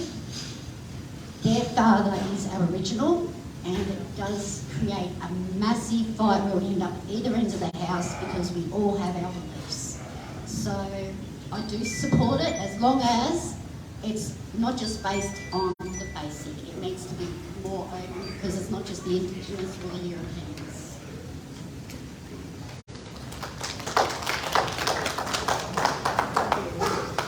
We've done well tonight. I'm on my last question, which is from my neighbour, so I'll ask that in a second. But what I will do is, after the candidates have got the opportunity to answer the question, I'll open up to the floor. It's currently now 7:30, so I'll just go for 15 minutes after this next question. If you were a Marvel superhero, who would you be and why? This is from my neighbour, 12 years old. I lie, it was mine. Spider-Man. With great power comes great responsibility. That's for Superwoman. Yeah, but why? Is Dr. Strangelove Marvel? That's me. I'd be my wife. You've seen me in my blue undies, so I'd be that stretchy bloke so I could actually stretch out and do more.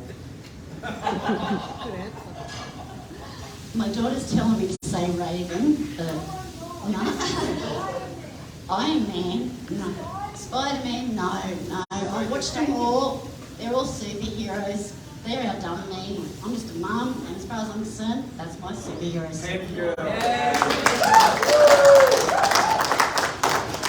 Great answers. Except for you, James. Your wife, really? Show of hands who wants to ask the question.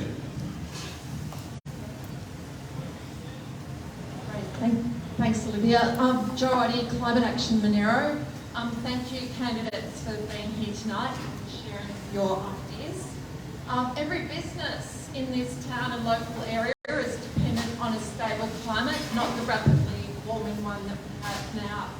We have renewable energy, tourism, agriculture. I'm going to target this question. Last October, I went to see Matt King and GFD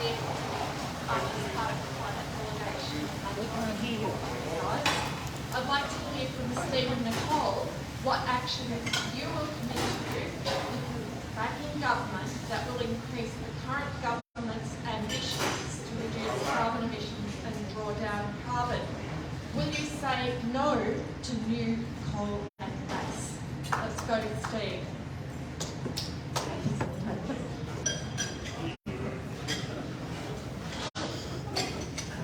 I very strongly support legislating for our emissions reductions targets and for taking action to make the transition as quickly as we can.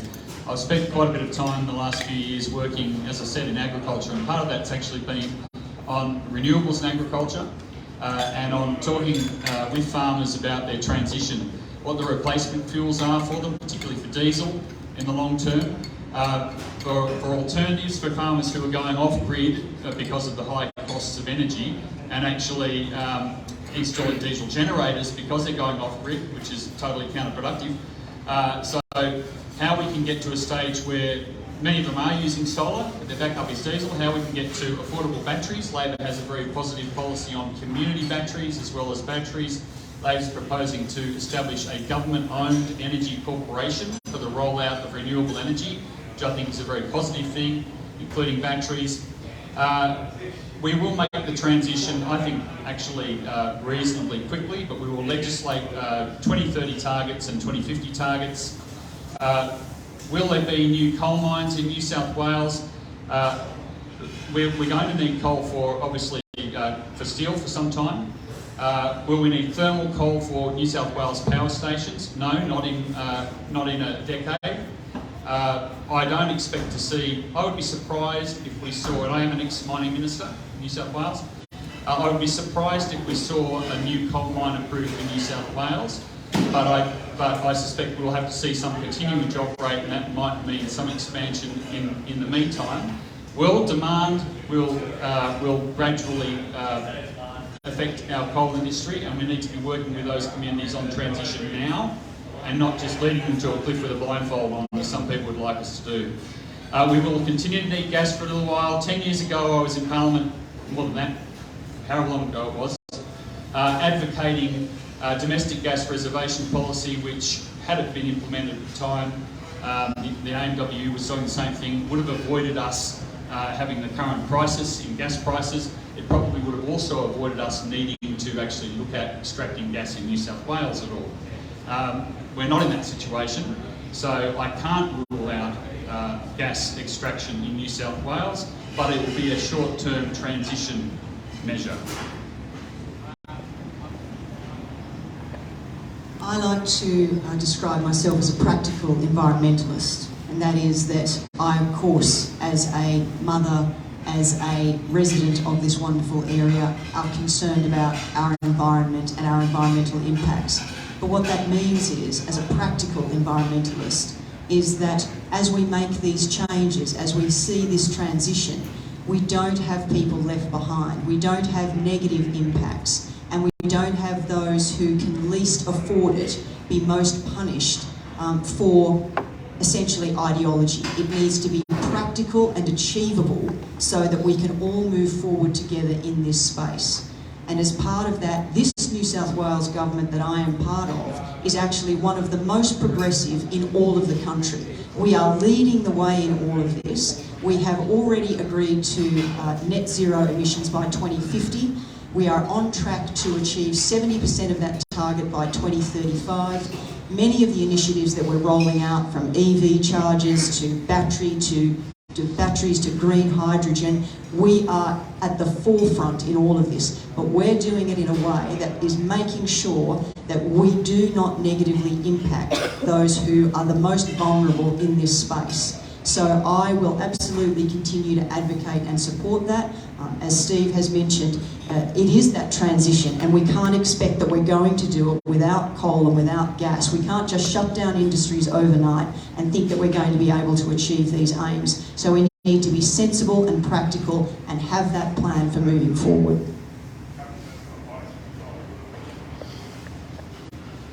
Well, I think the question was no new coal and gas, and I think that's the issue.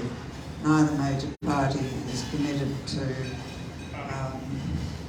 no new coal and gas. The Greens are, I think there is plenty of gas around.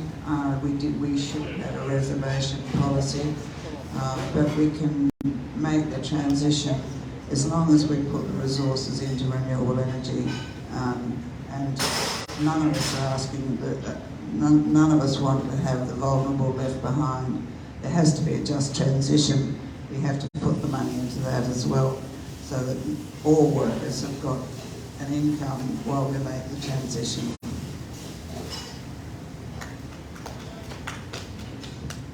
Yeah, well, I'd just add that obviously it's an international issue, and we make a lot of tax out of exporting coal if we're serious about making a real difference.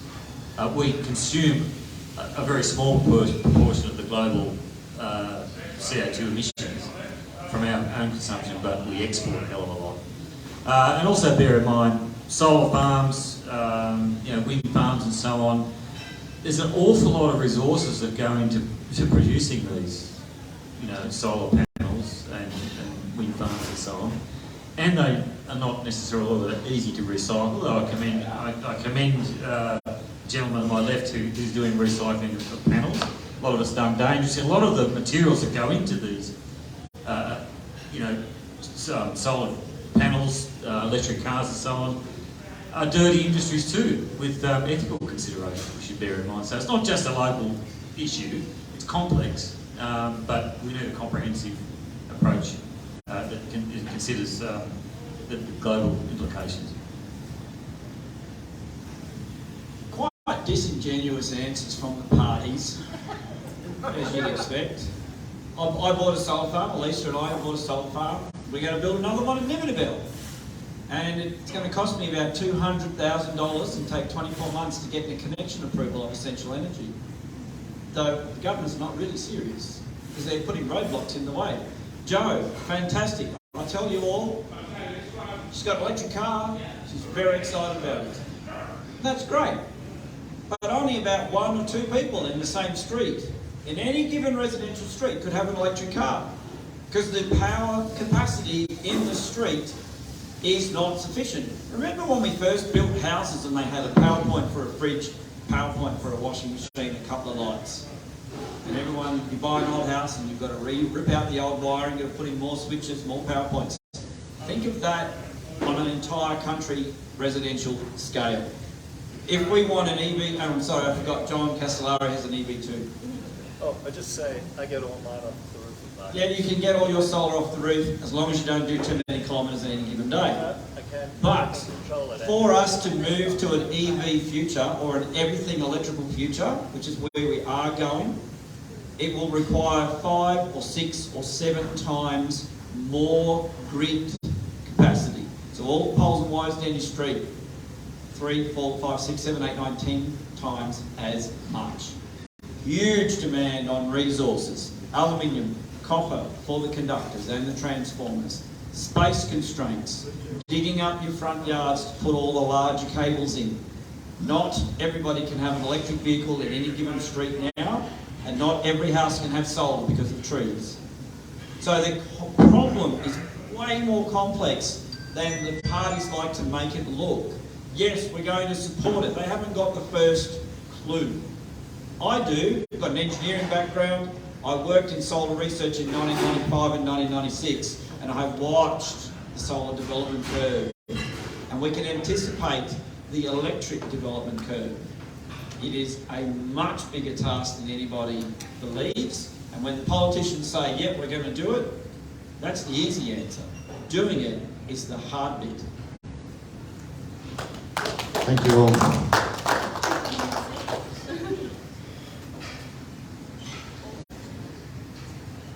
G'day, my name's Mick Newman. My question's on affordable housing. Affordable housing is the key. Affordable housing provides seasonal staff, housing with seasonal staff to provide a service for places like Jindabyne tourism. It also provides housing for essential services, doctors, nurses, teachers, etc. Your definition of affordable housing, will it be that capped to affordable housing will be capped on salary? Would it be pertaining to the type of employment that person has? what I ask is, what is your definition of affordable housing? And with the SAP, with triple the population, and the hospital beds only 41, lack of nurses, etc. What is your definition of affordable housing, and how can you help it?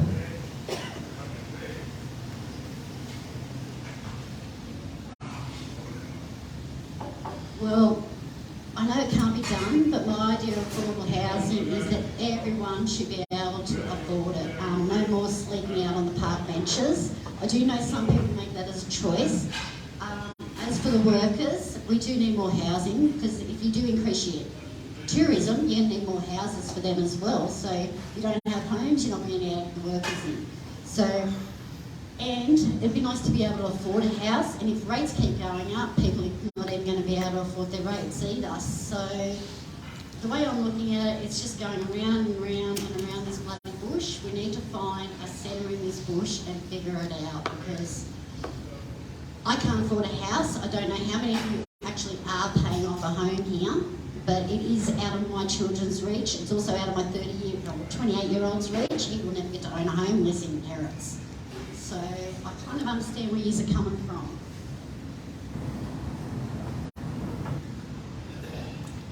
Thanks for that question, Meg. We're going to keep talking about it with the ratepayers. The issue is one of definition. And I'm going to call out Nicole pretty hard on this, because she was asked this at Bungendore the other night, and she said, Braidwood, we're building nurse accommodation at the hospital. That's not social housing, that's public sector housing. There's a big difference. In all these discussions we're having, so much of it turns on public sector housing. Teachers, fireys, police, nurses, that's who the government is focusing on. So the Polo Flat, they're going to do this housing in Polo Flats, heavily geared towards public sector housing. So, cheap or supported housing for public sector workers to move into an area. If we want to talk about social housing and we think about, could we tie it to an income? Well, don't look at my tax return in any year. I only earn $18,000 every year. I'm a really bad businessman. I don't make a profit. It is legal to not make a profit. So when you want to tie it to someone's income, you can modify your income. You can have family trusts. There is always a way around anything that we think that we're going to set up. But there are some basic tests. Are you a recipient of Medicare support? Are you on the age pension? Those sorts of things. They're pretty basic tests. We can start tying house availability, but again, I'm going to bring you back to the core issue. Let's first properly define what we want social housing to be.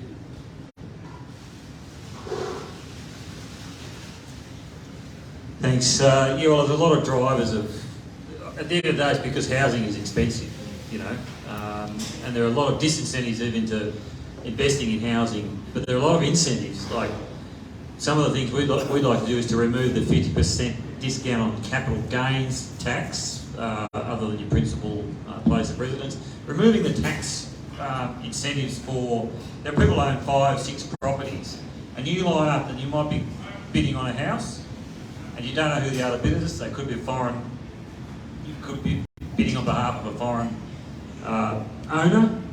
I might be buying my 3rd or 4th house. How much chance is a first home buyer got of competing when I'll just offset his tax offsets? And housing's not productive. I don't think there should be business concessions on housing investment. So we'd remove those provisions. Grandfather those who are in it already. We should stabilise Australia's population size, ban further foreign ownership and limit future foreign investment to a maximum of 25% of any Australian residential housing or commercial property. Again, you hear of land banking, foreign owners owning swathes of properties and never renting them out. They're sitting there not even used. That doesn't help with housing affordability, drives prices up. We'd manage bank lending practices to better control the supply of housing credit, including appropriate loan serviceability. You know, there's all this free money getting around lately. Chuck a whole lot of money into the economy has driven inflation. So, and we're left carrying the can, we're mortgage owners, and also phase out provisions for allowing self-managed superannuation. situation. It comes down to cost at the end of the day. To be fair, Nick's question lay towards what is social housing. And I want to divide it up into different things. And Andrew sort of alluded to it, but there is certainly differences between key worker housing for people who are coming in for jobs, affordable housing, which is really to try and help people in the community afford to actually get into the housing market on their own incomes, and social housing, which is for people who are in need. And at the moment in New South Wales, the waiting lists for social housing are well over 50,000 people. So it's a huge problem that needs to be addressed on a whole lot of different fronts. So social housing certainly needs continued investment in properties which are then available for social housing providers. So once upon a time we called it gully housing because we manage it all. It's now often managed by community-based groups, and thus the definitional change to social housing. We need to keep making sure there is capital investment in there in building new stock and upgrading stock. And really one of the things that's come into focus in the last few years is just how much need there is for that to be happening in regional communities, because for a number of years we simply weren't seeing that investment in regional communities, and we have to see that happen. On affordable housing, I mentioned a few of the strategies before about build to rent, so that we can try and get rentals down. I mean, that's affordable housing strategy is about being able to afford to buy, but also to afford to rent. So a number of different strategies to go with that. And then key work housing, as I'm terming it there, is where government should do, as Andrew was saying, assist with providing the sort of housing which our essential workers need when they come to an area. So, you know, I'm hearing constantly stories of teachers in Cooma who aren't taking up positions because they can't find somewhere to live. And those are the sort of things that need different prongs of the strategies. I think the ACOS definition is you shouldn't be spending more than 30% of your income on housing.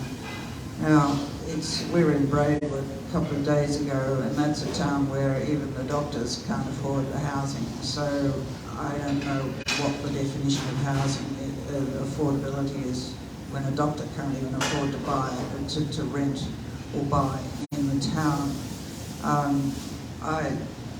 I support the idea of not allowing foreign ownership of housing. I think that would free up a lot of housing, and also we have to phase out negative gearing. We really have to work on a number of levels to make more housing affordable. The vote at the Braidwood Meet the Candidates the other evening was clearly missed by some. I was referring to the 12 new units that are being built at the Cooma Hospital in order to be able to provide housing short-term. It's not long-term housing, but short-term housing for our health professionals moving to the region until they're able to find something more suitable to their needs. What I was referring to was the fact that these are the sorts of initiatives that we need to be able to look outside the square for different solutions to make sure that we're being able to provide different outcomes that give us those short-term, medium-term and long-term solutions to all of this. So that is providing us with a short-term solution in that type of space. The Polo Flat development is, again, social, affordable and residential housing, as well as looking at being able to provide seasonal workers accommodation as well. So there are different ideas that are currently emerging that we need to be able to get behind and support at both the local government level and the state government level to see these things happen. In terms of social housing, it's absolutely correct. We need to be doing better in that regard. And in some of that, we probably need initiatives and programs around renewing, regenerating and redeveloping what we have so that we're able to offer more options into the future. As was pointed out at Braidwood and as Jenny has just mentioned, there is a definition of affordable housing, and that is also based around the various control measures, planning measures, taxes, etc. that impact the potential costs of providing such housing. Thank you. In the interest of my stomach, 3 more questions, and if I can ask the person asking the question who they want to direct it to. 2 candidates. Thank you. This question is actually directed at everyone, and I would like just a short answer. Using your working knowledge and understanding of Jindabyne specifically, what are your top 3 priorities for this town, and can you list them in priority order?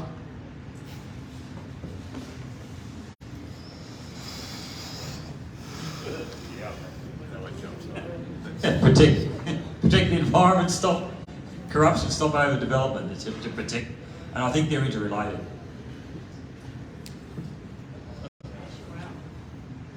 Water, roads, and reasonable development.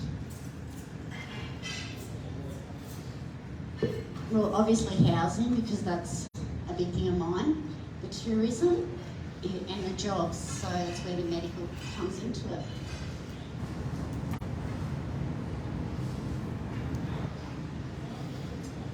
I have to find it pretty hard to actually rank 3 in order. There's a lot of things out there, and really it's hard to sort of put one above the other, but certainly accommodation issues and housing is one of them. The access to healthcare is another, and really just continuing working on securing, I suppose, a sustainable long-term economic base in the area as well. But I could add lots more. My first priority would be providing a lot of renewable energy, including community batteries for Jindabyne, and having charging stations for EVs and so on. Preserving the environment, so not cutting down any more native trees, just really trying to preserve the environment on a number of levels. And affordable housing, because people can't contribute to society or the economy unless they've got a safe roof, a roof over their head. The continued sympathetic and consultative progress of the SAP and the economic benefits that that's going to bring again to Jindabyne and the wider region, assisting with cost of living pressures, including housing and affordability in that regard, and yes, roads. Obviously, we have invested a great deal of money in our roads, and there is much more still to be done. And it might surprise you to learn that in the last 4 years for Monero alone, more than $383 million has been provided by the New South Wales Government, $165 million of which has gone to the Snowy Monero Regional Council for our road network. So we were talking previously about council funding and how that's affected with the last rounds of the $500 million for emergency road repairs. Snowy Monero and Queanbeyan Palerang actually received more money in that regard because we have larger road networks. So we need to see this continue. That's why a re-elected Nationals and Liberals government has committed to $1 billion into our road network, which is including $300 million for road betterment as well.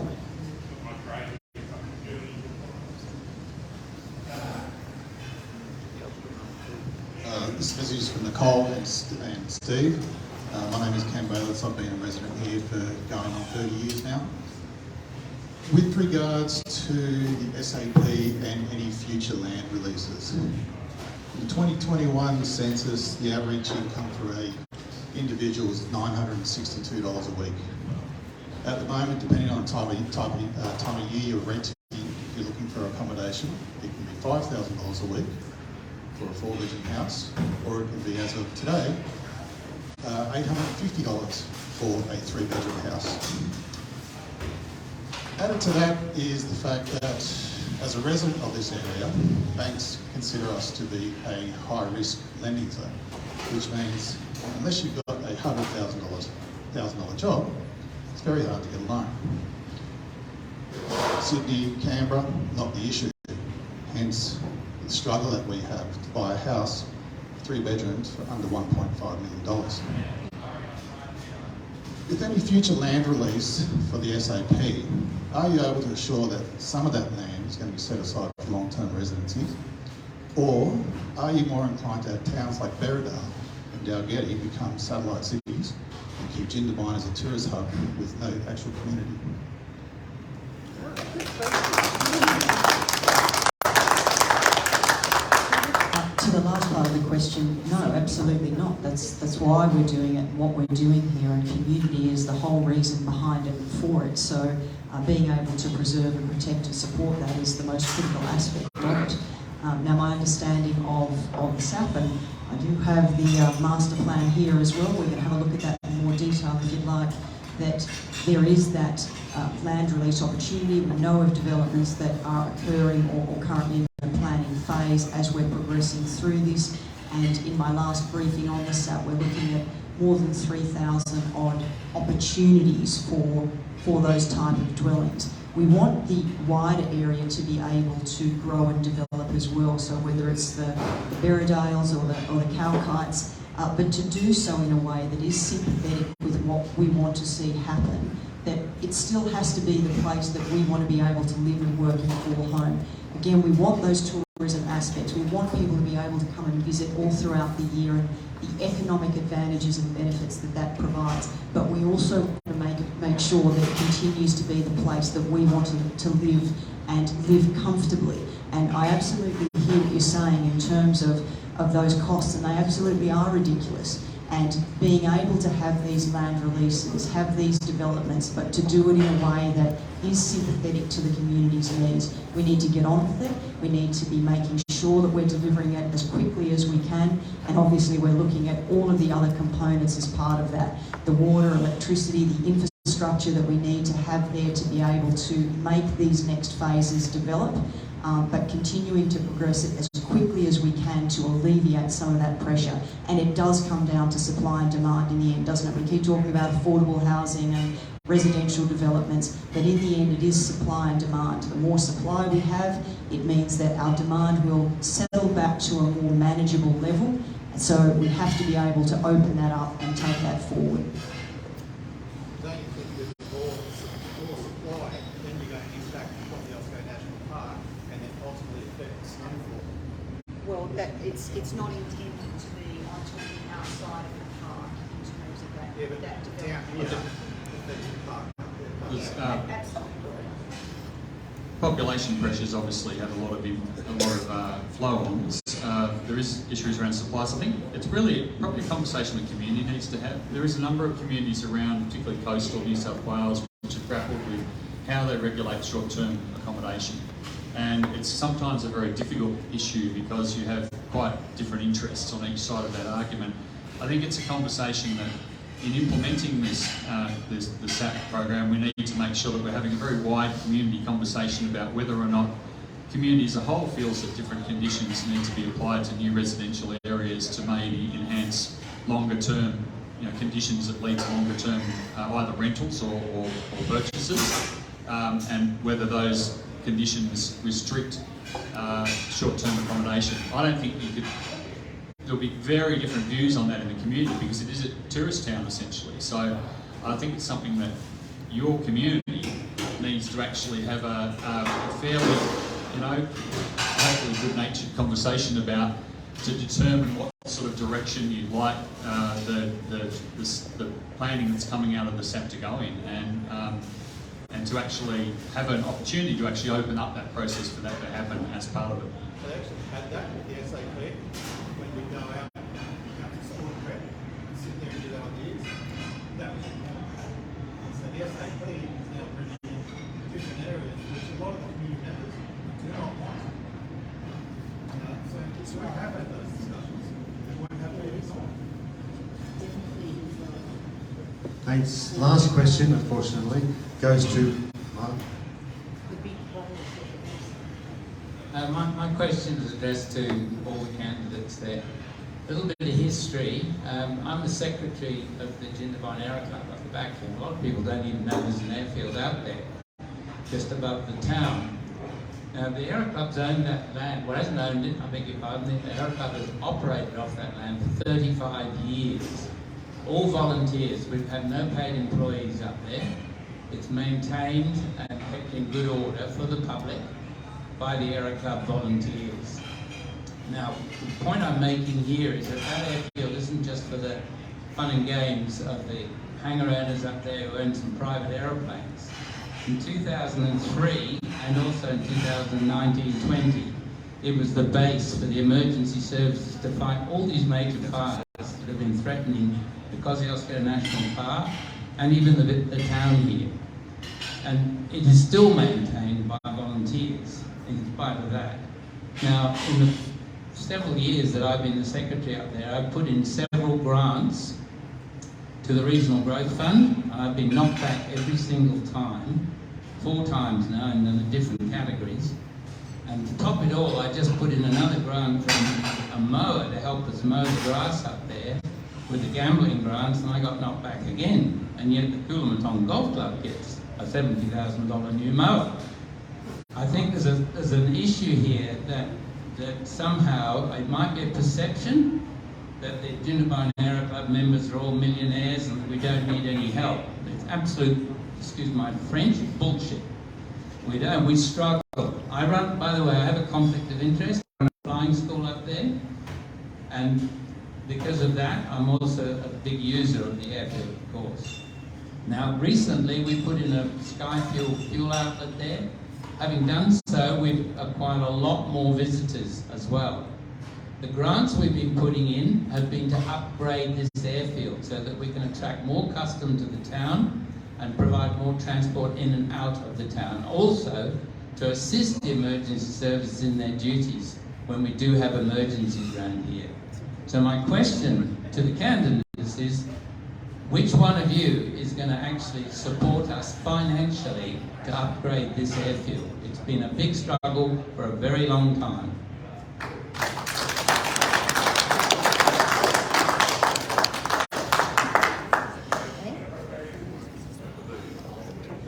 Me. The independent. Like I said, you vote an independent in, you sit down and you say this is what we need, and I make that a price for supporting the government or supporting the opposition in the broader bill arguments in Parliament. It's really that simple. I known Martin for a while. He was in the Coombe Council. He was a councillor. And at Coombe used to have an airfield. Out of Jindabyne's got a small airfield. Well, the Coombe one's buggered because Snowy Hydro bought it, and there's going to be a big emergency services building built there. So I think you'll find that they will probably try to centralise everything into Coombe. So you need to keep your eye on that, Martin. I know that there's great to have the availability, but unfortunately the emergency services have always got different ideas. So I think you'll find that there's an agenda behind what's happening to you. There's a reason why you're not getting grants, and it's going to be tied into the SAP. They don't want you there. Can I just comment on that? The SAP has recognised the airfield in its plan. It's there. It's been recognised and endorsed, and we're actually signing up approval for an air park up there. Okay. All we can do on there to generate some income, then we might have a chance to seal that runway. Cool. Yeah, thanks for the question, Martin, and renewed assurances of my highest consideration. Good to see you. Yeah, look, airfields and land, public land like that's not appreciated everywhere. There's this encroachment by overdevelopment. I'm surprised they haven't tried to sell it off for housing yet. And congratulations on the work you do. It sounds to me like a very good investment to encourage people. I have to correct you there. In 2018, the Jindabyne Aero Club purchased the airfield off the council. We did that because of a threat to what was going to be happening to the airfield from development. And the only way we could afford to buy it was to get a loan, plus sell some of the airfield off to a private landowner to generate some income to pay the council. Okay, well, good luck in maintaining that. And yes, I'll get you a new mower, no worries. I'm very aware of the airfield, and I've flown in and out of it. And during bushfires when I was a local member and when I was Emergency Services Minister, so I think it remains extremely relevant to any firefighting efforts in the Snowy Mountains and will remain so. I'm disappointed you haven't got any grants. I can't give you a commitment to a grant, but I can give you a commitment to support a worthy application in the future if I am a local member. Good to see you, Martin. Martin and I were neighbours in Migalago. I think with climate change we're going to see more and more extreme weather events, include not least bushfires. And we have to have airfields operating in good shape so that emergency flights can, planes can take off to let down the flame retardant or whatever. And so whatever is needed, for that reason alone, we need to maintain the airport out here. Thanks, Martin, and I'm really sorry that I haven't yet had the opportunity to meet you over the last year. Obviously, it's been a bit of a whirlwind, but I am aware of the Aero Club, but not the details that you've mentioned there about being entirely volunteer-based and run. And I also haven't, as you would know, when you submit those grant applications, they go through the channels and the processes. So I haven't actually known that you have made those submissions. And I would be very, very happy to be able to support you in all of that and to find out further details on why you may have had those rejected so far, what we might need to do, how we can better back you into doing those so that we can see how have something done in that space, because it is critical and it is really tremendous to hear that you're doing so much in that area off your own back. So anything I can do to be able to help, and I'm sorry that I haven't had that opportunity to do so as yet, but I would be more than willing to do so in the future. Thank you. We've been here for nearly 2 hours. We've got 6 minutes to go. 1 minute each of the candidate, and out of respect for the audience and each other, can we keep it to 1 minute? Who's going first? Yeah.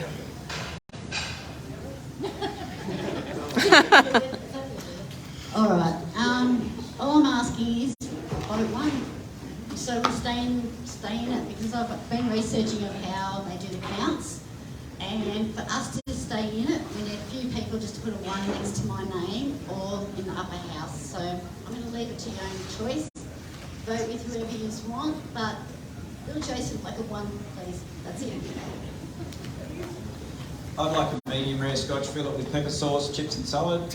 I'm hoping to have dinner here, so I'll be quick. Andrew Thaler, number 1. I'm the guy that says out loud what everyone thinks. And what happens is the parties look at where the votes come through. So they'll see the votes coming through Andrew Thaler, landing on Steve's pile and landing on maybe Jenny's pile.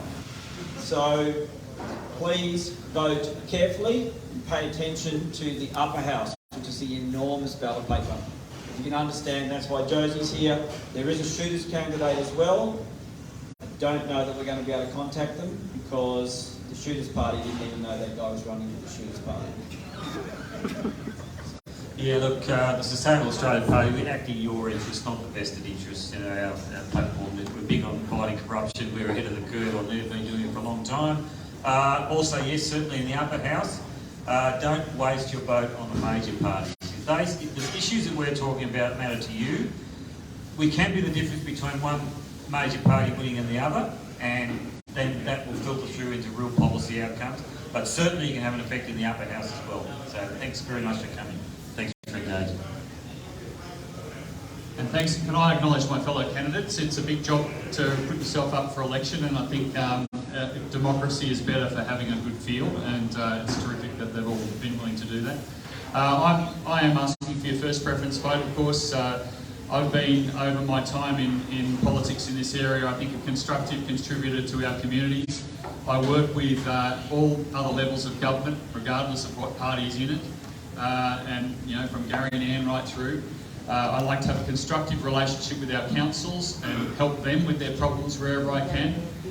It's not always easy to do that, but that's the way I like to operate. So I'm looking to work with you to deliver more in the future and to be, as I said right at the start of this, to be focused on some of the longer term issues that are going to make us a community which is able to staff our schools, staff our hospitals, be a healthier, smarter community where people can earn the incomes that mean that they can actually afford a decent lifestyle.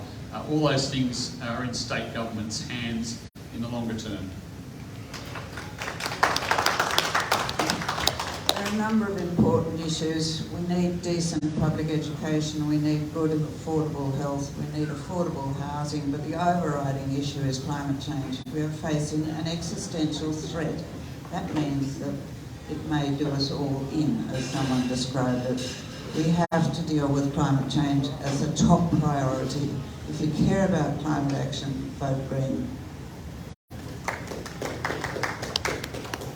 It has been quite the whirlwind year since I was elected back in February, and it has been a great honour to serve in this role and to serve you as your representative and learn about the things that matter to you, because they matter to me also. And it's being able to provide those solutions and stand up and fight for you and make sure that we're not being overlooked, we're not being left behind, being the voice that you need. We're not always going to agree, that doesn't always happen, but to know that I'm there backing you, supporting you and in your corner. And it is, while we've seen incredible investment in this region, that it is about more than money, and it's about more than infrastructure. It's about our people, and it's about investing in our future. And I want to continue to be able to help you, to help us be able to achieve what your priorities are for this wonderful area that we live and work and call home.